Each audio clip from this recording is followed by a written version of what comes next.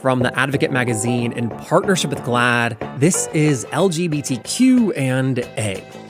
I'm Jeffrey Masters, and this is one of those interviews that shaped how I think about activism, what it is, and how it can be most effective. Ann Northrop was a member of ACT UP in the 80s and 90s. She had previously worked in national news at the CBS Morning News, and when she joined ACT UP, the direct action HIV/AIDS organization, she quickly became a key figure working to help develop and train members on their media strategy, how to best talk to the press. I would say to the activists, all right, I'm going to train you. The first two words you have to know are ignorant and arrogant. They know nothing. They think they know everything. Ann was also one of the members of ACT UP that was inside St. Patrick's Cathedral at the now infamous Stop the Church action in 1989. Sarah Schulman, the ACT UP historian and author of Let the Record Show, touched on this action and its significance in our interview from about a month ago, if you want to go back and check that out. And Ann here describes how it all went down. And by down, I mean not really at all as planned. I thought I was going to die. I'm lying in the center aisle of the cathedral, and I'm sure I'm going to be trampled to death by all these people. So all of that is coming up today. And then as a reminder, this month we are dipping into our archive. This originally aired on the Luminary app and was recorded in February of 2020. It might even have been our last in-person interview before the world changed. So please enjoy. Here is Ann Northrop.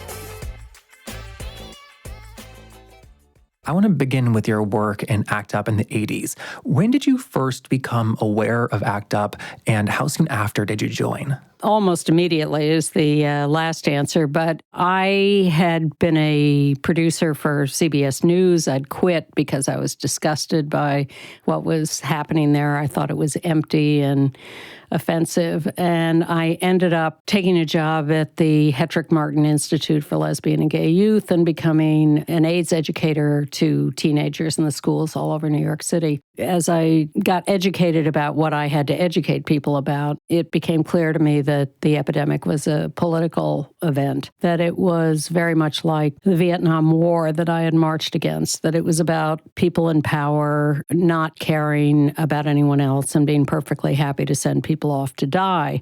So I could see the thread was clear. And then I went to something called the War Conference in the beginning of 1988. And that was a meeting of about 200 LGBT activists from around the country. And I begged to be invited to the War Conference. And I got there and people started talking about ACT UP. And I thought, oh my God, this sounds like something I really should check out. As soon as I got back, there was a Monday night meeting. I went to the Monday night meeting and I walked in and I thought, oh my God, these are my people. These are the cranky individualists who are really too weird to be part of normal society. And they're here doing civil disobedience and direct action. I can go out in the streets and yell and say what I want and do what I did during the Vietnam War and the feminist movement. And it all just felt like home. So when we say ACT UP and when we say the AIDS crisis today, I think the first thing that people think about is men. Like, did you feel welcome as a woman in ACT UP? There are very few places in the world where I don't feel welcome because it just doesn't occur to me not to. There were plenty of women there. It was a great mix of people, as I eventually learned. And what I eventually decided was that the core were certainly gay men who were personally threatened, many of them living with HIV or afraid of acquiring it.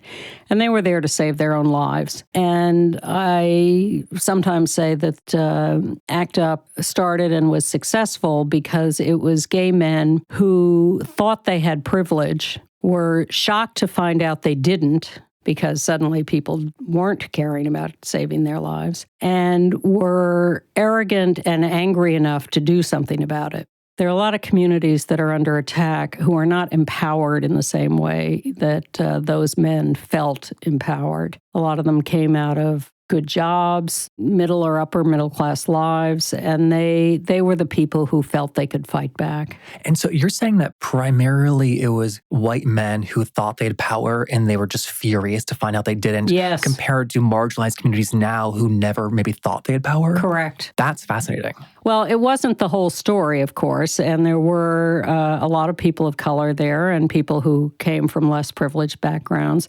But this core leadership, I think, were people who did feel empowered to fight back. And that was exciting. It was exciting to be in a group of people who were willing to take the risks of fighting back. And there were a lot of women who had experience in the feminist movement or the anti-war movement who could teach these men how to fight back. One guy got up in the room one night, a straight white man, lawyer, radical, who announced that he had been the national secretary of SDS, the Students for a Democratic Society, which was a very active and radical direct action group in the 1960s and 70s.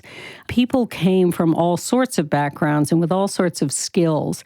And one thing I like to say about ACT UP when people say, you know, what were you doing there in a room of predominantly men? And I say it was one of the only rooms of men that I could walk into where the men were asking the women for instruction and help and values, and asking actively to be taught feminist values, direct action techniques and values. And it was really a room full of love and mutual respect for many years, and that was thrilling. That is so interesting, especially what you were saying about teaching each other things they've learned in other movements, because I have always wondered, I hear many current movements saying they are stealing, in a good way, stealing practices and actions from the AIDS movement and those strategies. And I always wondered, well, who was ACT UP stealing strategies from? From anti-war movements, from the civil rights movement, from feminist movements. It has been a process of leapfrogging each other along the way. And the right wing is part of that too. They have learned techniques from us. We have learned techniques from them. You may have heard of the Williams Institute. I was part of the group that originally founded it, Institute for Gay and Lesbian Strategic Studies, IGLAS. And we specifically sat around and said, what is our movement missing? We decided that the movement had been built on anecdote rather than hard information. And that what the right wing had done was create all these organizations like the Heritage Foundation and the American Enterprise Institute, which were full of phony crap, realistically, but they purported to be factual think tanks. And they were often cited in the news as such. Exactly. And so we wanted to have a think tank that could be cited and could be a foundation for a lot of the work we did. And that is exactly what it became. And the Williams Institute has become a foundational organization to collect information and make it the basis for things like the marriage equality movement, or there's a lot of economic information that comes out of that. They worked with the Census Bureau to get us counted and seen in the population. It was the Williams Institute that helped the Census Bureau prove 20, 30 years ago that we existed in 99.9% of the counties of the United States, so that those people could then go to their members of Congress and say, you don't think you have LGBT constituents, but here's the info from the Census Bureau, and you have to pay attention to this. I think it's so interesting, too, that you say that ACT UP was successful because of this anger coming from people who thought they had power and privilege but realized that they didn't. I always thought that they were successful because their goals, while lofty, were very specific and measurable. That's true. But I think it was a fearlessness about confronting and shaming people in power publicly that forced these issues to be dealt with. You know, I think the movement needs people coming at people in power from every angle. We need lobbyists. We need people on the inside working. We need people who are donors. We need people who will write their members of Congress. But we need people out in the streets who will raise issues honestly and directly and shame people in power when they don't do the right thing. So that brings me to forever you've said that for an activist, it is not your job to be liked. It is not your job for the public to like you. It is your job to get something accomplished about a specific issue. Correct. I think an example is one of the famous actions you took part in, where you were arrested and convicted of 4 misdemeanors, and this was at St. Patrick's Cathedral. Yes, it was. The action's called the Stop the Church. It was from 1989. Can you talk about the action and why it made both queer and straight people so upset? Yes, I can. Thank you for putting it that way. Why are you laughing? Well, because it did. And it's not always put exactly the way you put it. So I'm amused and appreciative of that analysis. And it's an action that was dear to my heart. So I love talking about it. But you're right. It was called Stop the Church. And there's a very, very good documentary about it called Stop the Church. You know, we were mad because the Catholic Archdiocese in New York City had a seat on the public school curriculum committee that talked about sex education in the schools and health education. We thought that was completely inappropriate, not to mention everything they were doing on an ongoing basis against women's reproductive rights. So those were our main things. So we decided that, as we did with other things, we wanted to confront them publicly. So we planned this Stop the Church demonstration, and the idea was to have thousands of people in the street outside St. Patrick's Cathedral, and for some of us to go inside to do what was supposed to be a very controlled, dignified demonstration. It didn't turn out that way. And mostly it didn't turn out that way because one of our members, Michael Petrellis, a wonderful activist who is extremely controversial, but he decided that was all too staid and that we should be much more outrageous. First of all, we debated it within ACT UP ourselves for months. Very, very big debate about whether or not we should do this, whether it would make us hated forever, whether it was appropriate to go into the cathedral to stage an action. And real opposition within the group, and we talked about it forever because we didn't want to do anything without having agreement on it. And so we were willing to take the time to work these things out. So we did. And finally we agreed that, yes, we would do this. And then we spent more weeks figuring out exactly what we would do that would be appropriate. I was part of a group that was going to lie silently in the middle aisle of the cathedral, and that was sort of a take on demonstrations that had been done by nuns in Catholic churches who were protesting the place of women in the church and the refusal to ordain them or give them any kind of equal standing. So we thought, well, nuns did that, so, certainly we could do that, and that would be okay. And then there was another group that was going to stand and read a statement that was very serious and, not inflammatory. And we also talked about the fact that the Mass, rather than being a sort of sacred and inviolate event, was more of a tourist attraction. There was a gift shop in the back of the cathedral open during the Mass. They built a platform inside there for TV cameras for the local news organizations. This is all incredibly thought out. Oh, for months, yes. We were a smart group that thought a lot about things, and this is the kind of planning that went into everything. One thing we were very clear about was we didn't just run off half-cocked and do stuff. We would research an issue, figure out what our opinion was, go to the people in power, ask them to make a change that we thought was needed, and only if they refused would we then do any kind of demonstration. We were not crazies. We were smart people. So we planned all this out for St. Patrick's, and we were very public about it. It was all announced. So when we got there that Sunday morning in December of 1989, the cathedral was closed because they had removed everyone who'd been in there. They brought in bomb-sniffing dogs, many police, both uniform and plainclothes. The mayor showed up to Ed Koch to defend the cardinal. The chief of police, the police commissioner, was there with Ed Koch in the front row. And as I stood outside, we were all in plain clothes, as it were, dressed for church to go inside. And so we were in a crowd outside waiting to be let in.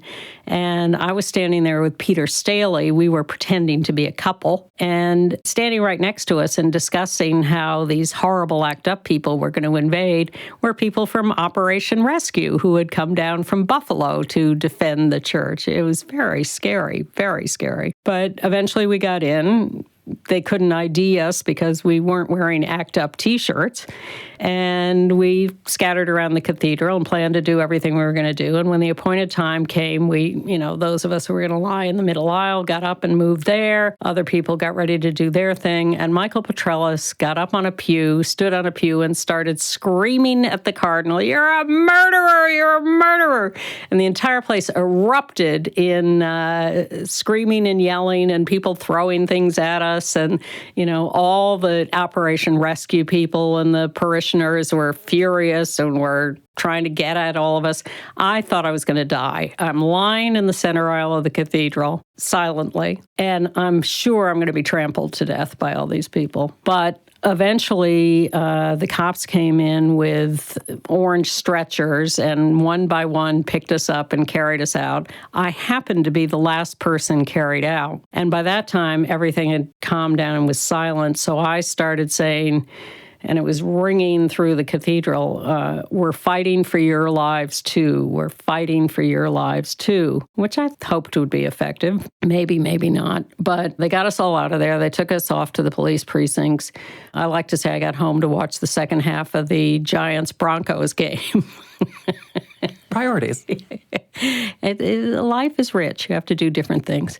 But meanwhile, some had stayed behind. And the thing that happened then was that as the Mass resumed, the wafer and the communion was happening. One of our members went up to take communion, Tom Keene. And as he was handed the wafer, he was just so angry at the church and everything they were doing and killing his friends and all of that, that he just spontaneously crumbled the wafer in his hand and let it drop to the floor. And that became the front page news all over the world. And that's why people were furious at us, because our side thought we had just, been so outrageous that we had violated everything and people would hate us forever. And the right wing hated us for what we had done. For many years thereafter, I was asked about that action by people who hated that we had done that and thought it was completely inappropriate. But I knew what had happened, and I had complete confidence that we had done the right thing. And one of the things that taught me that was one of our members was a guy named Gabriel Rotello, who's now a producer in Hollywood of various things. And his mother lived in Danbury, Connecticut. And shortly after the demonstration, when it was just a firestorm of negative publicity around the world, he talked to her on the phone and she said to him, "My friends and I in Danbury have been talking about this and we've reached a conclusion. And that is that before this, we thought gay men were weak and wimpy. But now we know that gay men are strong and angry." And I thought, bingo, that's exactly what we would have wanted to accomplish. That's a massive change to the public perception of gay men. Yes. Did that also encompass queer women? Well, I think we've all ridden this train together and at various speeds at various times, whether you want to look at Ellen or Billy Porter or whatever you think of Pete Buttigieg, and I have mixed feelings. His success in running for president and being seen as a viable candidate is astonishing. For this to happen in, as they say, my lifetime is something I could never have predicted and 6 months ago would not have believed could happen. So I think we've all gotten to a point in history, and maybe that's some of why we're not out in the streets more. And the work we're doing is pretty successful. With getting arrested at the Stop the Church action, was there clout within ACT UP at like getting arrested and like how many times you've been arrested? There was some of that, and there was some sort of jovial contempt for those who hadn't been arrested, but never in a way that was a serious problem. You know, yes, I have ridden the part of the St. Patrick's 6 routine for, here and there. I'm sorry, what is that? Well, there were about 140 of us arrested inside the cathedral.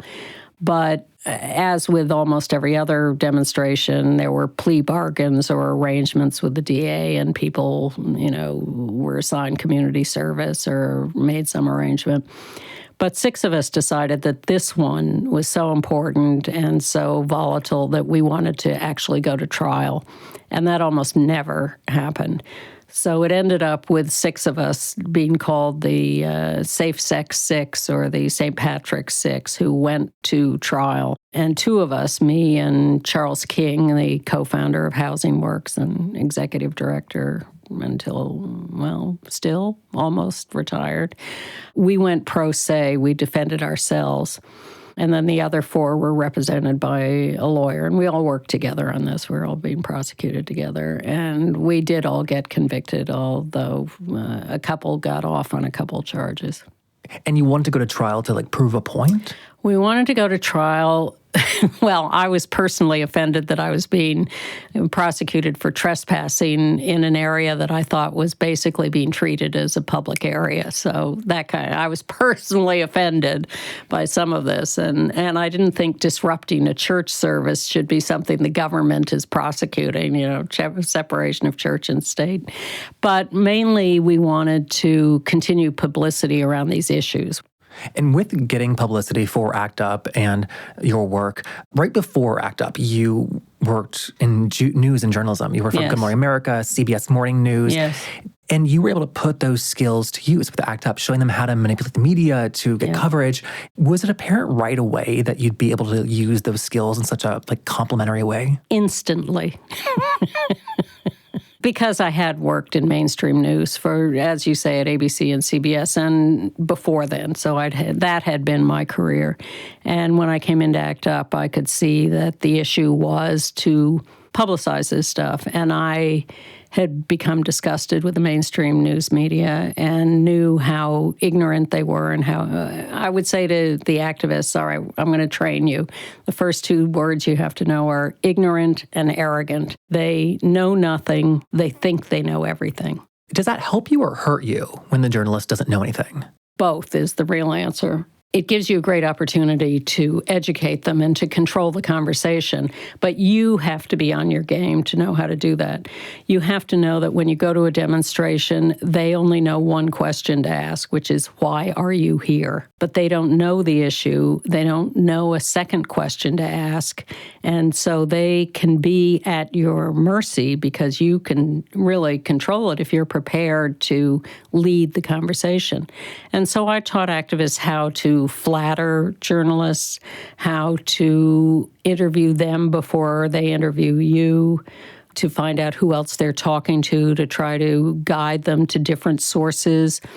I taught them not to worry about their own sound bites, but to worry about the story as a whole, to talk to journalists about what they thought they were doing with the story. I'd show them an evening news broadcast and say, all right, how much of a piece is the soundbite and how much is the reporter telling you how to think about the story? And clearly 90% of the reporter defining the story. So really what you should be doing is helping the reporter understand the story in the way you want them to, rather than worrying about whether or not you're going to be quoted. It's media training. Yes, just simply. Exactly. How helpful were queer journalists working at these news organizations? Oh, not at all.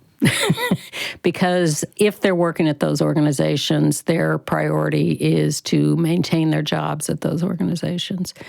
Now, that's a vast overgeneralization and not entirely fair. And there were certainly queer journalists who were more interested in talking to us than straight journalists. Some of them. Sometimes it's the straight journalists who are not worried about their jobs and sincerely interested in what you had to say and not trying to sort of protect themselves from being identified with you. Often the queer journalists in the mainstream organizations didn't want to be accused by their bosses of being on your side. So they were more standoffish, less available. Again, that's a vast overgeneralization, but we developed relationships with all kinds of reporters in all kinds of places. Queer and straight. Yes, absolutely. Wow. I mentioned like lesbian visibility during this time and how it compared to for gay men. How visible and active were trans people at the time? Not so much at that time. We're talking about more than 30 years ago. And so there were always some trans people around, but it wasn't nearly the visibility or the issue that it is now. That really is the issue that has exploded in the last decade or so, from my point of view, from what I've seen. And trans people are certainly far more visible and prominent. And we also have language to like more concretely describe the trans experience. Back then, that was not a word that was used that often, right? Correct. And there weren't the nuances of language that there are now. It was everybody was transsexual. And there just weren't nuances. Non-binary didn't exist. Was cross-dresser used at the time? Well, yes, but not as a... if anything, that was cross-dresser specifically was perceived as a straight man who was heterosexual, who wore women's clothes. Oh, that's interesting. Yeah. Wow. I mean, you mentioned earlier, but at this time, you were working at Hedrick Martin. That was your job. ACT UP was not your job. This was your job. Correct. And you were doing education. Yeah. Educating people about HIV and queerness, yes, homosexuality, yes, and that was necessary because to educate people about HIV, you had to confront homophobia. When you walk into a high school classroom and you put the letters AIDS on a board and ask them if they know what those letters stand for, and a young man immediately says, "Adios, infected dick sucker." Whoa. First of all, I thought that was stunningly brilliant. I've never heard that. Neither had I, and I complimented him immediately on his creativity and quickness and intelligence. But I then went on to explain that was not necessarily an appropriate analysis or a broad enough one. But everywhere we went doing basic AIDS 101 education, we certainly ran into a lot of ignorance and homophobia, and not even always hatred, but just assumptions that was all the epidemic was about. And so it became clear to us very quickly that we had to deal with that. So we developed a separate curriculum that was just Homo 101, and we figured out how to go into classrooms and go from the start of the class where you'd have kids who would say that their favorite Friday night activity was to go into the village and beat up fags, to 45 minutes later saying, I don't think that's such a smart idea. I don't want to do that anymore. So we were quite proud of ourselves. That's a quick turnaround. Enormous. I had a teacher stop me on the subway one day and say, "I remember you. You came to my school. You changed our whole school." That's pretty thrilling to hear. Everything we're talking about is in the past, like the 80s and 90s, more or less. I think it'd be remiss not to mention that for a lot of marginalized populations in the country, like the epidemic is like ongoing. Absolutely. I think some young men of color, particularly Black and Latinx. People in the South have a larger rates. I think that some of the stats are horrifying, that like 1 in 2 Black men will get HIV in his lifetime. And they used to say that about all gay men. There have certainly been improvements, but not across the board. As you say, there are particular populations that are still very much at risk and not being effectively taken care of. It is shocking to me that anyone gets infected these days. How desperately have we failed to do the necessary education, to provide the tools, to All of that has been so lacking, and we're still letting people get infected and die because we're still uncomfortable with these issues. And I think that we talk about inequality now more than ever. And we really see that in terms of HIV prevention rates. It's Sure. the white gay men, the people who look like me that are going to be fine statistically. Well, most of you, but not all of you. But yes, disproportionately, it is young men of color who have sex with other men who are the most vulnerable still to the epidemic. And the trans community, but also looking at, we live in New York City. New York, San Francisco are on the rate to have 0 new transmissions. They're getting there. And these are wealthier, urban centers. Yeah. In 2003, it's a while ago, but you said that you believe the majority of people with HIV didn't know they had HIV. Do you still think that's the case? To me, the real answer is I don't know. And I don't know how we think we know. If we're not testing everybody, if we know some people have it and we know most of the people who have it because they have been tested and are on treatment or whatever, how do we think we know the people who don't know they have it? If they don't know they have it, how do we know they have it or don't have it? Whatever.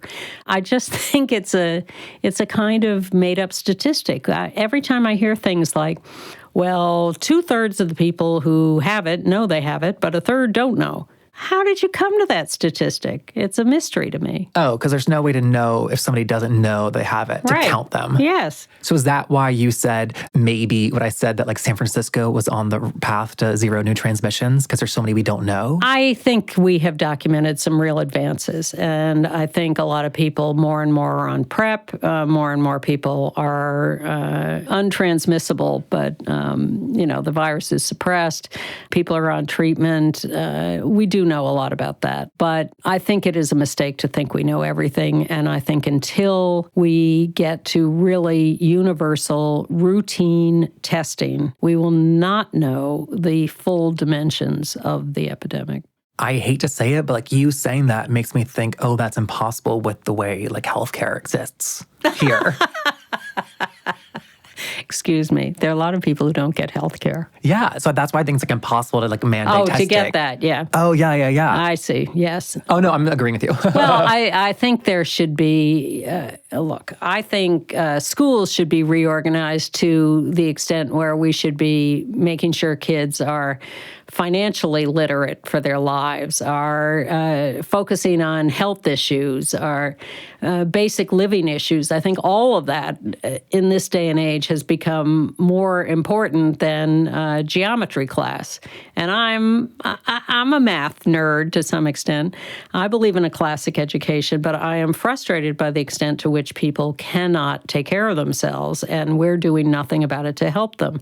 And I think one of the ways we should be helping people is getting them into health care and really walking them in the door, not just putting up a few posters and expecting people to respond to that. I think we need to be much more proactive in making this a healthy, working society. And instead, we have the horrible things going on that we have. Now that you are in your 70s and you've reached this queer, elder territory, do you feel a responsibility taking that on? I feel like I'm still 18 years old, Jeffrey. Really? Yes, really. And people say that, I just don't feel I'm as old as whatever. I'm here now, and I can tell you that I'm still bombing down Colorado Boulevard in my parents' car in high school in my mind. So it's very hard for me to identify with being old. That's horrifying to me. There are times when I resent being treated as an elder. I don't like people offering me seats on the subway. It's upsetting. But on the other hand, I'm offended if people don't treat me as someone with some experience and knowledge that might be useful. It's another mixed bag. Thanks for doing this. My pleasure. Thank you. Really, it was a pleasure. I appreciate that. Thank you. And that is our show. As always, if you enjoyed the interview, please leave a comment on Apple Podcasts and help us spread the word with a tweet, a Facebook post, an Insta story. Doing things like that is the #1 way you can help our show continue to grow. We did a big listener survey a couple months ago, and the number one thing that I learned is that the majority of listeners discovered our show through personal recommendation. So if you've done that, thank you so much. And if you haven't, hey, it is the perfect time to start. We're brought to you by The Advocate Magazine in partnership with GLAAD. I'm Jeffrey Masters on Twitter and Instagram at JeffMasters1. I'll see you next week. Bye.